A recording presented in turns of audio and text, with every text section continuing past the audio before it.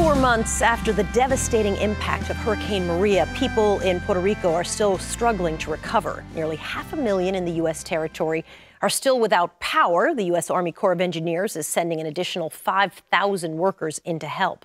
But they say the island might not have full power restored until May.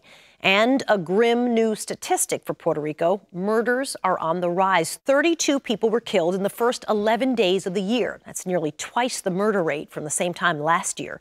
Police and some experts say the spike could be related to post-Hurricane Maria stress. Houston is seeing a similar problem in the wake of Hurricane Harvey, a 15% rise in murders since the storm devastated the city. The mayor thinks it could be linked to post-traumatic stress disorder caused by Harvey. People there are still in hotels and trailers and shelters waiting on help to rebuild their lives. The storm destroyed more than 100,000 homes, caused $200 billion worth of damage.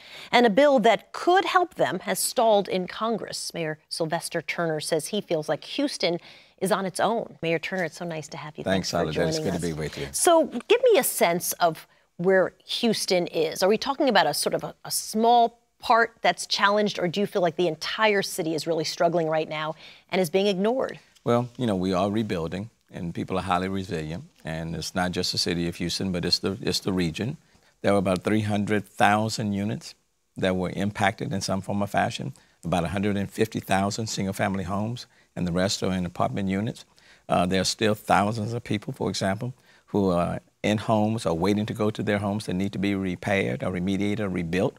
So do you feel like the money is coming in or is on its way in? Or are you concerned that it's actually not going to come in? The money has not come fast enough and not nearly in the amounts. For example, they've already appropriated from the federal about $5 billion, but they're still working out rules between the state and the feds.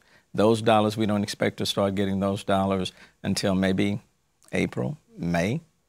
In the meantime, people are still trying to make do in their homes that need to be repaired. And mind you, a lot of these homes were very much flooded. So the mold is not stopping. And especially for seniors, and if you know seniors, they don't like to leave their home. So they're trying to make do the very best they can. There was one lady, I'll never forget, 98 years old, was in her home, not complaining. The only way we found out about her is that she would get up on Sunday mornings and go to church, and one of her church members went to her home and discovered that she was sleeping on the sofa. The rest of the home was pretty much destroyed and mold was everywhere. Then we were able to go in and move her out, get her in a hotel, and volunteers stepped in to repair her home. Let's shift to mental health for a moment. Do you assume it's that's correlated to this rise in murders from the start of the year? From October, November, December, the homicide rate and the crime rate was increasing enough for me to make some comments at City Council that I find something disturbing here. And I think what we're discovering is that prior to the storm, you had people who were already on the margins of life. And when Hurricane Harvey came in, it pushed people even further down.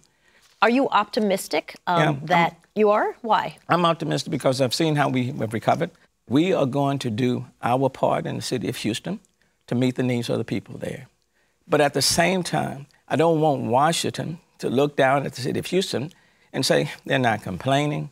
They're winning the World Series. The lights are on. Good try sneaking the Super Bowl in there. I noticed that, by the way. But the city of Houston has always been a can-do city with a can-do spirit. I am the son of a maid who reared 9 kids and didn't graduate from high school.